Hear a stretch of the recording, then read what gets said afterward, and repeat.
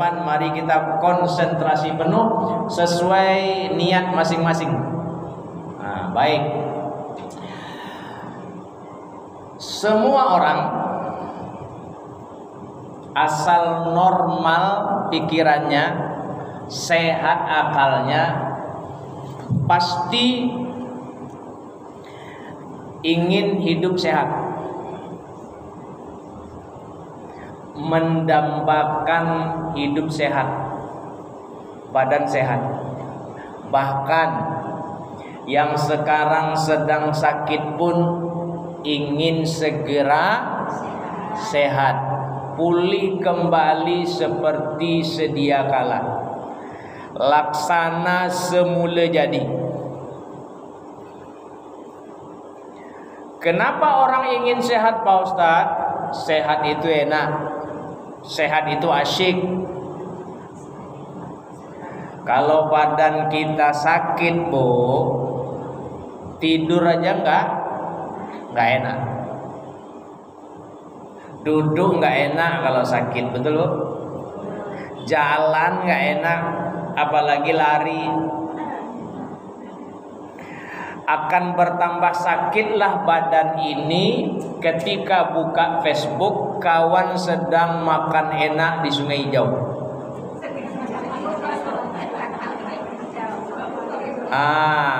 Kawan sedang makan ikan bakar di Pulau Cinta. Oh, tambah sakit badan. Orang bisa jalan-jalan sementara awak sudah seminggu ndak kemana-mana. Karena sakit itu nggak enak, berhubung sehat itu kelewat enak, makanya setiap orang berusaha agar tetap sehat. Badan dijaga, tubuh dirawat.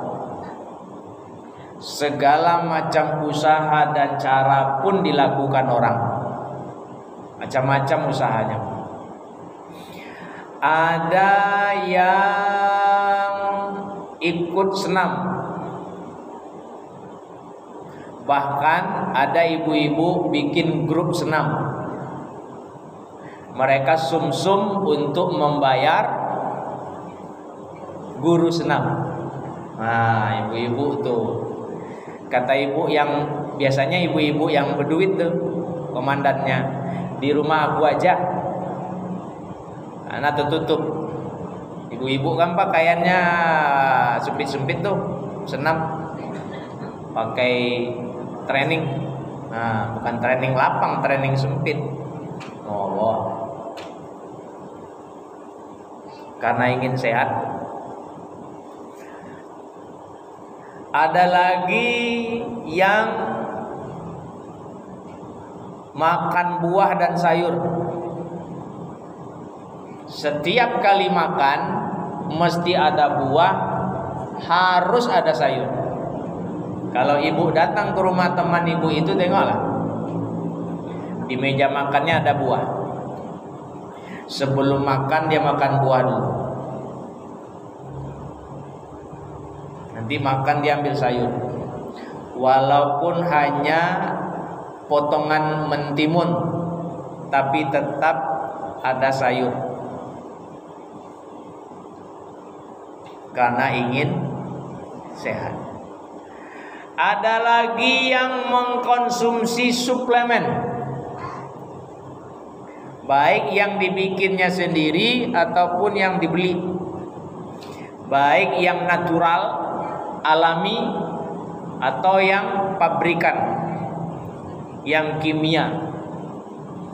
Ada yang minum air kelapa muda, ada yang minum wedang jahe pakai serai, pakai daun salam, pakai apa lagi Bu? Kunyit, semua macam kencur, macam-macam yang penting badan ini sehat. Ada yang minum vitamin C, vitamin B12, vitamin E buat kulit biar kulitnya glowing.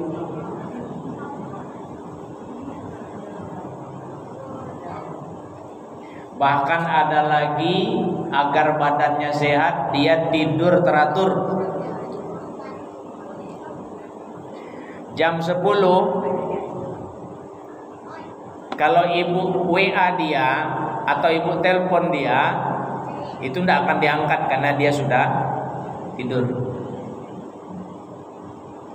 Dia tidak ingin kurang jam tidur. Jam 4 dia udah bangun. Pokoknya setiap malam 6 jam, nggak boleh kurang.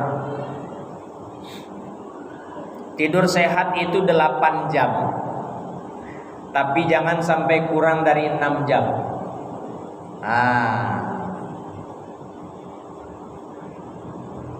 Kebetulan tadi malam dia baru tidur 5 jam, masih kurang 1 jam. Habis zuhur tadi pukul 1:30 dia pun tidur, cuma setengah jam. Karena telepon berdering terganggu. Sisa berapa, Bu? Kurang berapa? Setengah jam lagi. Nah, untuk mencukupkan yang setengah jam lagi, dia tidur waktu Ustadz sedang ceramah. Yang penting cukup 6 jam. Jadi kalau ada teman ibu tidur waktu Ustaz ceramah, enggak usah ditegur, biar aja, biar dia sehat. Ibu kan sayang kan sama teman ibu. Nah, tuh jangan ditegur, biar aja. Kalaupun ibu tegur pasti dia bilang opo. Ustaz ceramah, masa kamu tidur? Aku masih kurang setengah jam lagi, Mbak Ayu kan. Please deh, Ustaz tuh ngerti kok. Biarkan aja, nggak apa-apa, biar sehat. Nah, itu yang tidur-tidur waktu Ustaz ceramah itu kan karena kurang tidur. Jadi biarkan aja, biar sehat ya, Bu. Nah, kalau sayang sama teman kan nggak usah ditegur. Tuh. Nah, begitulah kira-kira daya dan upaya orang agar badannya sehat. Tahu-tahu sudah sehebat itu usaha yang mereka lakukan, masih juga. Nah, itu dia, Bu, yang mau kita bahas sore ini menjelang 17.30. Sampai 17.30 aja lah ya. Nah, nanti lama-lama payah pula, soalnya kan nggak ada gorengan. Nah, pasti ibu-ibu, Ustaz minta gorengan. Ustaz tuh bercanda aja tuh, kata kawannya pula. Mana bercanda, aku kenal sama Ustaz tuh. Dia gayanya aja bercanda, dia serius tuh. Belikan lo goreng keluar kau dulu. Nggak usah repot-repot, kapan-kapan aja. Iya, kapan lagi Ustaz kemari Pak Ustaz? Kalau Ustazah Alena berhalangan lagi ya, doa-doa aja lah. Ya, ditelepon ustazahnya, ustadznya yang mau ceramah tuh, Pak Ustadz, Bu Ustazah, nanti sore kan giliran Pak Ustadz di masjid kami. Iya, Pak Ustadz mau minum apa? Gitu. Mau dibawakan apa? Kapan-kapan ya Bu. Tapi kalau ibu maksa sekarang begila, saya tunggu. Nah, kita lanjut. Kok sakit juga ya Pak Ustadz? Padahal udah jaga kesehatan, tidur cukup, makanan bergizi, ada buah, ada sayur, olahraga teratur, minum suplemen lagi, vitamin lagi. Kok sakit juga ya? Ibu-ibu, Mari kita simak hadis berikut ini. Ini jawaban pertama dan utama dari kasus ini. Rasulullah bersabda, "Ala wa inna fil jasadi mudghah. Idza sholahat sholahal jasadu kullu wa idza fasadat fasadal jasadu kullu. Ala wahyal qalb." Ketahuilah bahwa di dalam jasad ini ada segumpal daging. Kalau dia baik, maka baiklah semuanya. Tapi kalau dia rusak, maka rusaklah segalanya. Ketahuilah olehmu, yang segumpal itu namanya hati. Makanya jagalah hati, jangan kau kotori. Jagalah hati, lentera hidup ini. Jagalah hati, jangan kau nodai. Jagalah hati, cahaya ilahi. Jaga hati nih Bu. Mana yang hati itu Pak Ustaz? Ada dua. Yang pertama organ hati. Organ hati. Di sini apa namanya Bu? Apa namanya Bu? Hah? Ulu hati.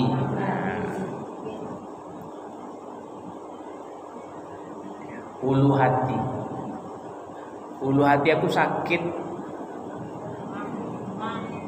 Berarti organ hatinya dekat situ. Nah, kalau ulu hati sakit sampai ke punggung seperti bolong badan nih. Nah, itu biasanya tanda-tanda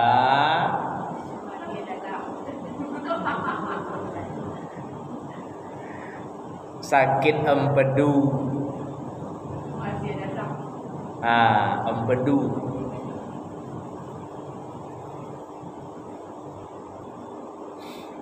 Hati-hati, baik ibu-ibu.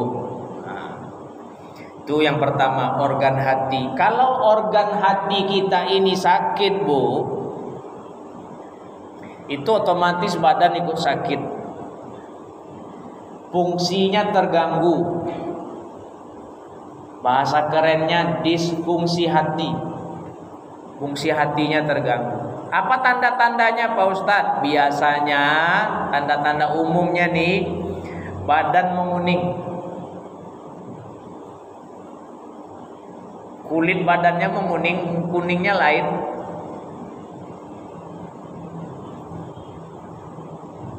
Bukan kuning kayak saya Bu. Ini kuning langsat namanya. Kuning.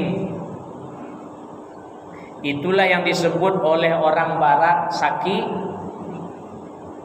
Orang barat bilang saki kunyang. Ini kuku nih pencet kuning. Kalau kita kan enggak nih. Mata yang putih pun kuning. Ini dah tanda-tanda bermasalah berat itu fungsi hatinya.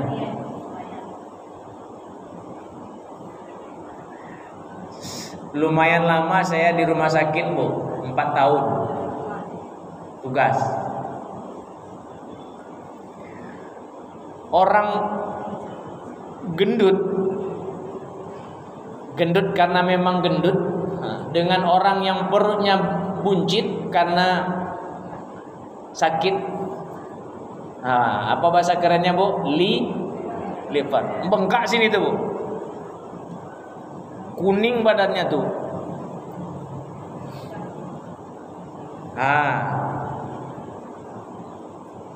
terganggu. Jadi ibu-ibu yang saya muliakan, itu hati yang pertama. Hati yang kedua di sini juga. Apa namanya Pak Ustadz? Rasa, zauq. Ibu kalau sakit hati, ibu ngurut punggung apa ngurut dada? Nah, tandanya rasa tuh di sini. Aduh, nduk. Nah, nah ada adun deh, nah ada tuh. Pasti di sini tuh, ngurut dada itu. Teman ibu bilang, sing sabar ya mbak.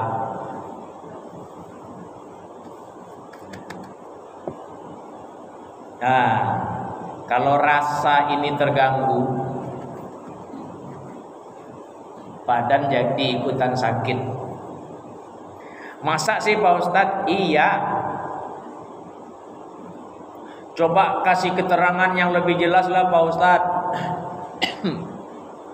Biar pulangnya kami jadi enak hati, nggak sakit hati, apalagi sampai buswak hati. Nah, ini dia Bu. Karena hati ini, rasa ini, hati ini terganggu. Busuk hati, nah ini yang bikin badan ini sakit. Di antara penyakit hati itu yang pertama namanya marah. Marah. Rasulullah didatangi oleh seorang laki-laki lalu meminta nasihat. Ya Rasulullah, ausini wa aujiz. La takthur alayya fa ansa. Ya Rasulullah, nasihati hamba, ringkaskan nasihatmu. Jangan banyak-banyak, nanti aku lupa. Rasulullah menjawab 3 kali. La taghdab, la taghdab, la taghdab. Jangan marah, jangan berang, ojo nesu, ulang menyolok kok. Don't be angry, jangan bongi-bongi yangnya. Jangan marah. Kan singkat nasihatnya, cuma bilang jangan marah.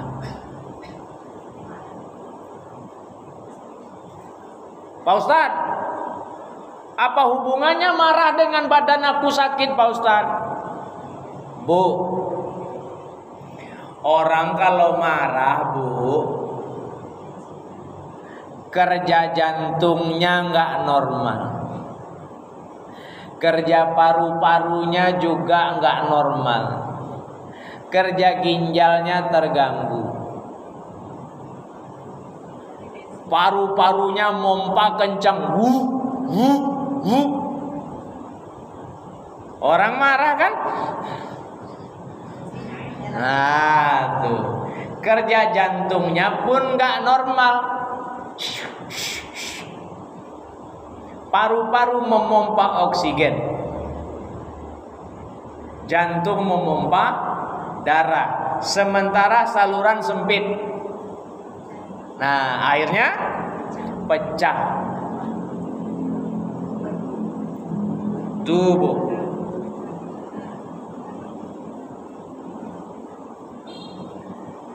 Jadi fungsi jantung, fungsi paru dan ginjal orang yang pemarah, makanya jangan marah. Rasulullah tengok, mana pakai marah?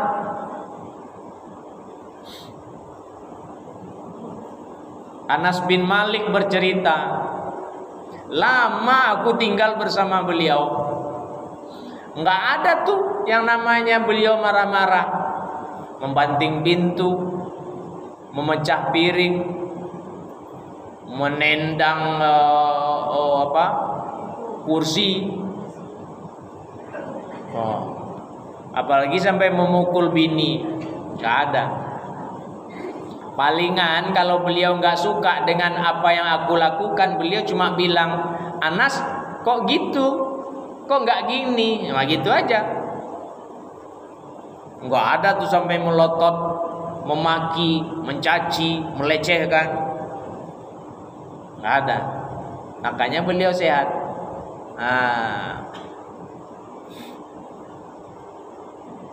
Emang habis marah-marah badan ibu enak? Enggak kan?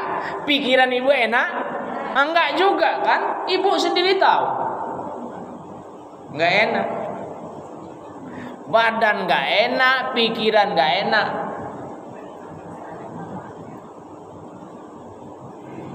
Apa akibat marah Pak Ustadz? Lah. Bu, satu. Yang jelas kalau marah tensi naik. Ibu kalau punya anak paramedis, pas ibu marah-marah, habis marah tuh ibu panggil dia, suruh cek tensi. Sayang, ya ma, cek tensi mama lah.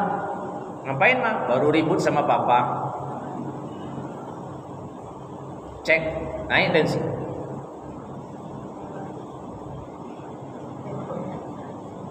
Nah, kalau suka marah-marah, hipertensi, darah tinggi, kepala, tengkuk, mata, banyak kenanya nanti bu. Itu yang saya bilang tadi, jantung, paru-paru, ginjal tuh kena. Dah, tensi naik. Karena sering marah terus, tensi yang naik, kelewat naik, apa jadinya bu? Stroke. Bagaimana mau cepat sehat? Udahlah kena stroke, pemarah juga lagi.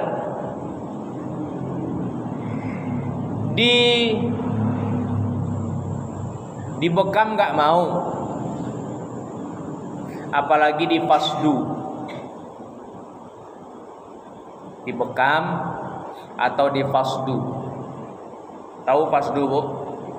Enggak ya? Kalau bekam kan darahnya cuma dikit, yang ditusuk-tusuk. Kalau fasdu di pena nih, jalur pena nih, di kaki.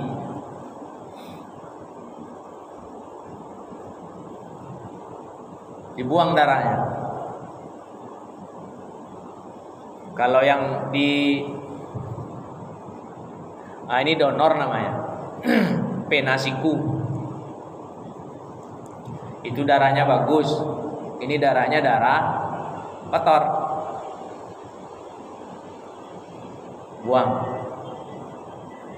Jarumnya Pak Ustadz segede jarum donor itu juga, tusuk, buang. Ini tangannya gitu, sini berarti tusuk. Tersumbat, marah-marah juga.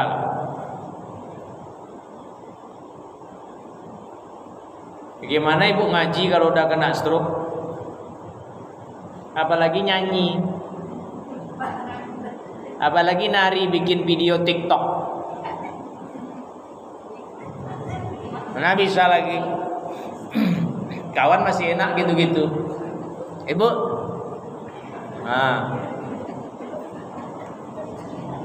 tuh, makanya ojo nesu, jangan marah. Dah. Nah, ada lagi yang mau saya sampaikan, cuma saya khawatir ibu-ibu marah, itu masalahnya. Jadi kondisi saya ini seperti buah simalakama. Kalau saya makan, mati ayah. Kalau enggak saya makan, mati ibu. Ujungnya saya kulum. Yang mati saya. Nah kan serba salah. Awak belum mau mati, nengok ayah atau ibu mati awak juga nggak siap. Tapi kalau ibu-ibu siap kita sampaikan. Nah gitu. Apa kata Rasulullah? Qulil haq walau kana murran. Sampaikan yang hak walaupun pahit.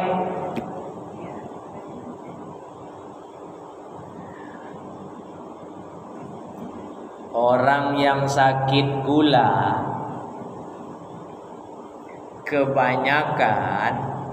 kebanyakan tidak semua ya Bu, kebanyakan. Jadi dari 10 bisa 9, bisa 8, pokoknya lebih dari separuh. Orang yang sakit gula kebanyakan orangnya pemarah. Silakan Ibu buktikan. Ibu mungkin punya teman, tetangga, sejawat di kantor, atau suami, atau orang tua. Nah, lalu bagaimana dengan yang sudah positif sakit gula Pak Ustadz? Ya ojo nesu, jangan berang, ulang menyolok.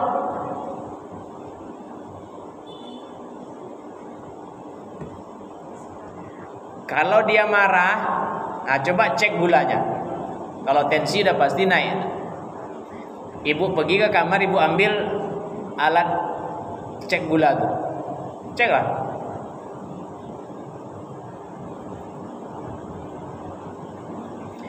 Emang marah-marah bisa menyelesaikan masalah? Nah, tuh mending senyum. Mas, kenapa marah-marah? Itu gula darah Mas naik lagi loh. Masa sih? Nah, yuk jangan percaya, kita cek sini. Nah, tuh kan? Ini Ustadz tadi bilang nih Mas. Gimana nih?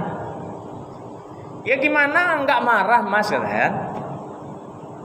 Udah senyum aja Mas. Mana enak marah senyum?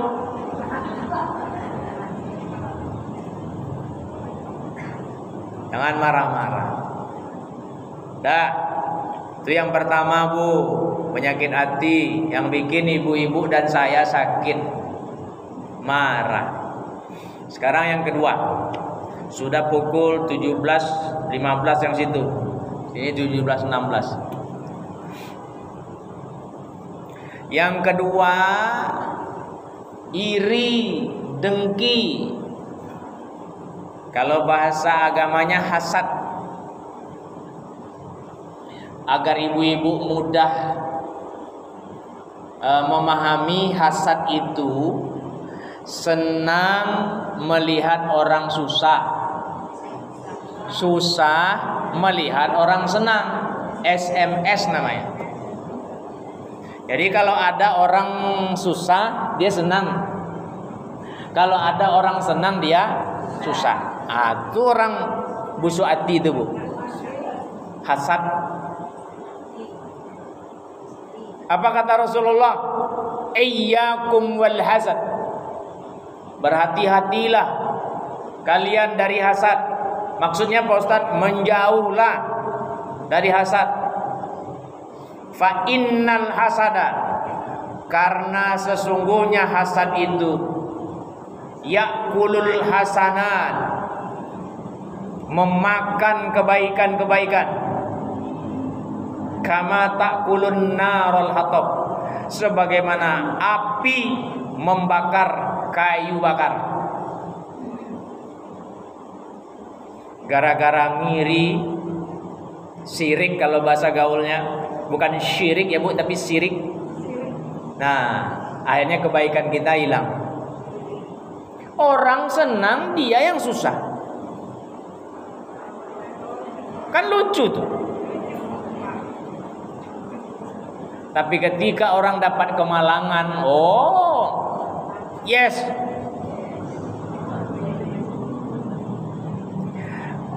Kawannya bercerai senang hatinya.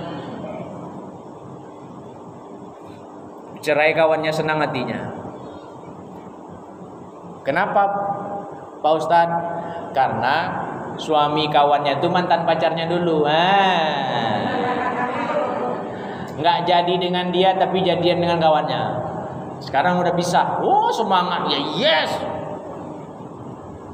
Dibikinnya status di Facebook, bahagia banget gua hari ini. Macam-macam komen kawan-kawannya. Ada apa mbak? Kok gembira banget? Ada deh. Kasih tahu nggak ya? Kasih tahu dong kak, kata yang lain pula. Ini mau tahu aja apa mau tahu banget? Tahu banget. Nah itu hasad. Ibu itu setelah makan siang pukul 1:30 dia menyapu rumah sampai ke teras. Lagi asik nyapu, lewat mobil pickup.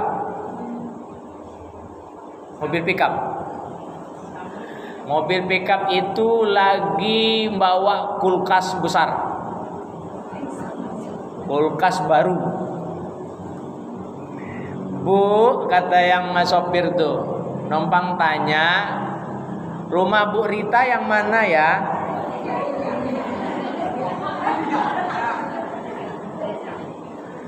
Kata ibu yang nyapu tuh, itu rumahnya.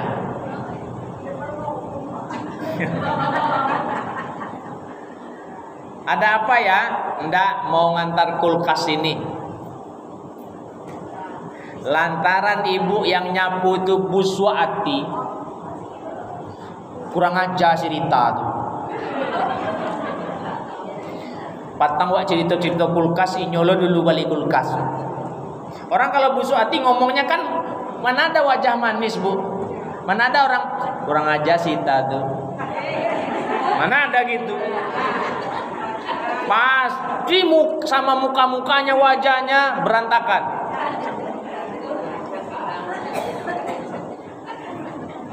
Nah akhirnya malam ibu itu ndak bisa tidur.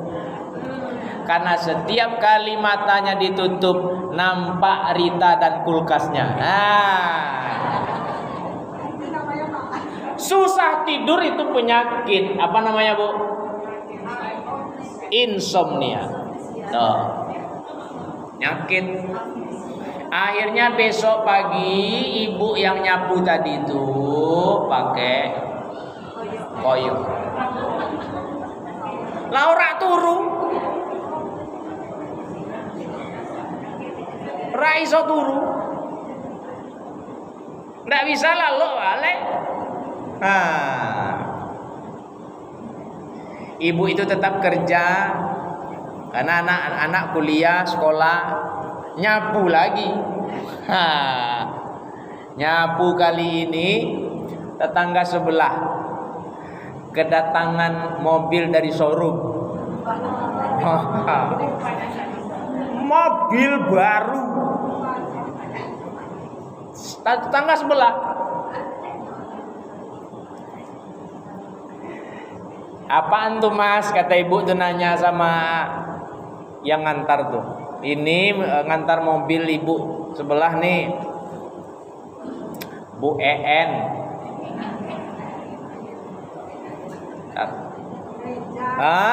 Melihat mobil baru tadi, oh panas badannya, naik tensinya, gemuruh suaranya. Kakak, kakak, panggilnya anaknya, baru pulang. Kakak, tolong mama. Ada apa mak? Sesak dada mama, bawa ke dokter.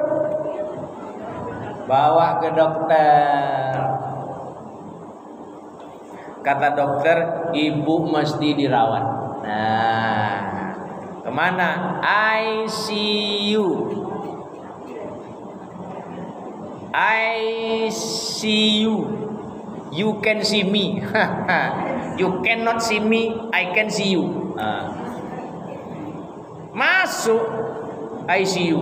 Ibu itu sadar, tapi penyakitnya mengharuskan dia harus di ICU, dirawat insen. Pakai yang di atas tuh, Bu. Ninit. Kalau masih gitu bunyinya aman, Bu.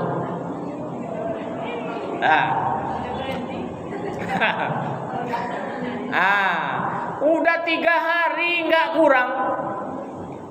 Hari keempat ibu-ibu al-mutakin tentu pergi jenguk. Nggak boleh ramai-ramai, satu masuk, satu keluar, satu masuk. Karena ramai yang datang, yang lain mengalah. Ibu ajalah terakhir titip salam dari kami-kami. Ini kalau satu-satu sampai besok pagi nih. Nah, ibu yang terakhir itu rupanya kawannya ngerumpilah dia di dalam. Udah jelas kawan tuh dirawat pakai ninit-ninit. Cerita dia, nggak usah sebut namanya, siapa tahu ada di dalam nih. Apa? Kau tahu enggak? Apa tuh? Si Yanti.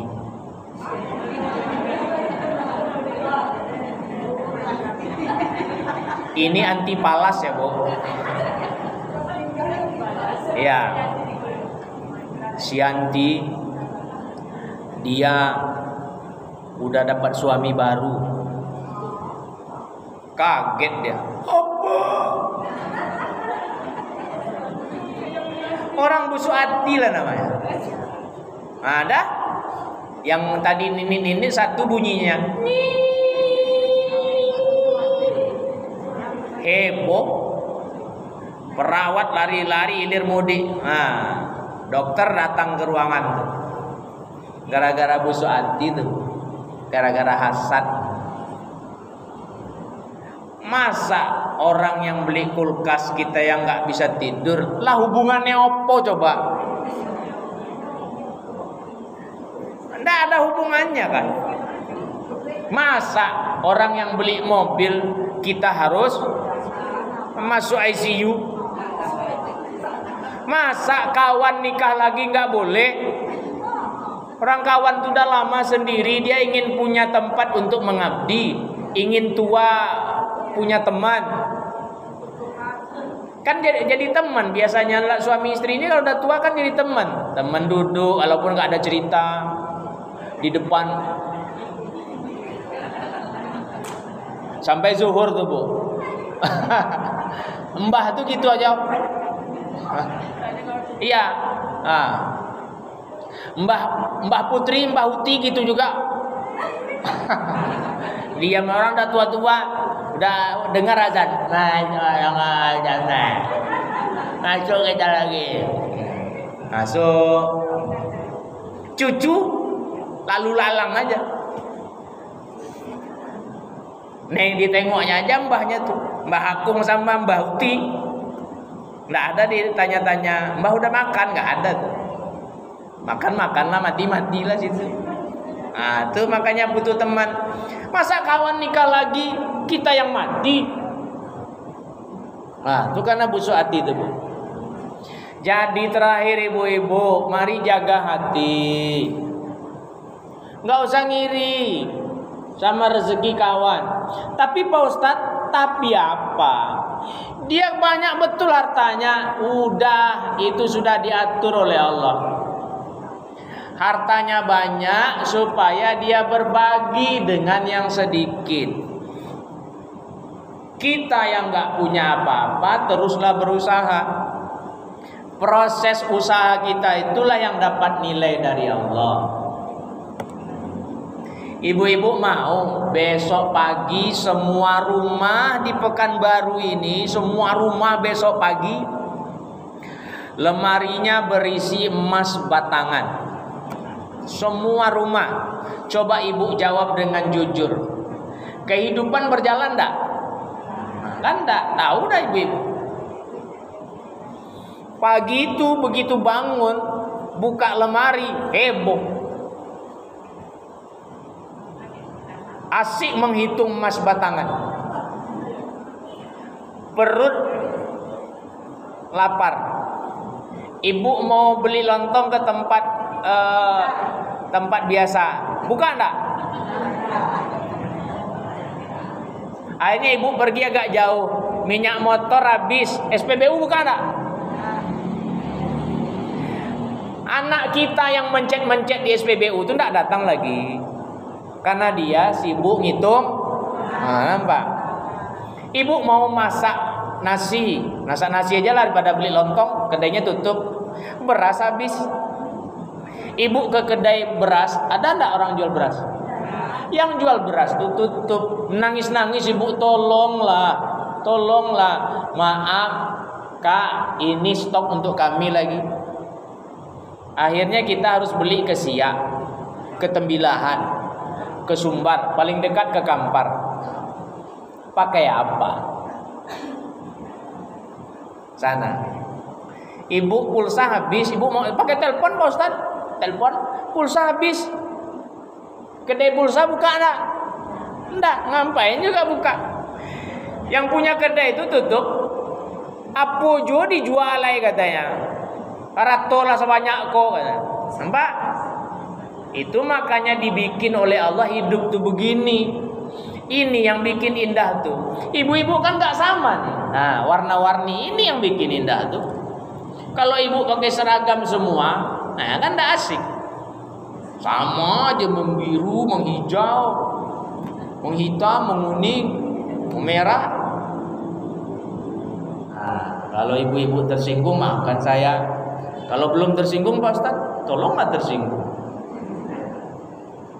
Supaya apa Pak Ustaz? Orang kalau tersinggung nanti berubah itu. Itu saja yang dapat saya sampaikan. Kapan-kapan kita lanjut, kita sambung lagi. Insya Allah.